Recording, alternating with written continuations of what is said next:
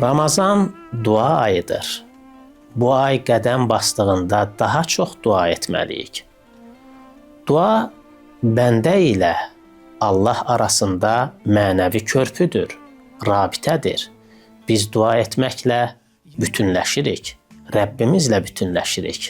Dua etmək istədiyimizi, arzuladığımızı dilə gətirmək deyildir. Dua etmək Allahla iç-içə olmaqdır. Allahı mənən hiss etməkdir. Bu baxımdan Ramazan dua etmək üçün, yəni Allahla iç-içə olmaq üçün, Allahla bütünləşmək üçün fürsətdir. Qurani Kərimdə Ramazan orucu haqqında danışan ayələrin sonunda Uca Rəbbimiz buyurur: Səndən mənim haqqımda soruşarlar.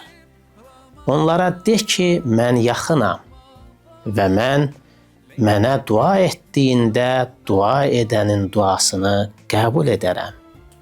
Bizim Peyğəmbərimiz də Ramazan ayında dua etməyin mühümlüyünü öz hədisləri ilə bizim diqqətimizə çatdırmışdır.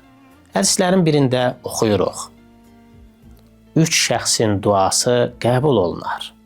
Orucunu açana qədər oruç tutan şəxsin duası, ədalətli başçının, hökmdarın, əmirin duası, nəhayət məzlumun duası.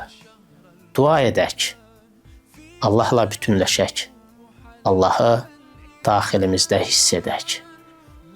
Üstəlik Ramazan adlanan mövsümdə bu rabitənin, bu əlaqənin dadı başqa olur və biz bu əlaqədən daha çox həzz alırıq. Allaha əmanət olun.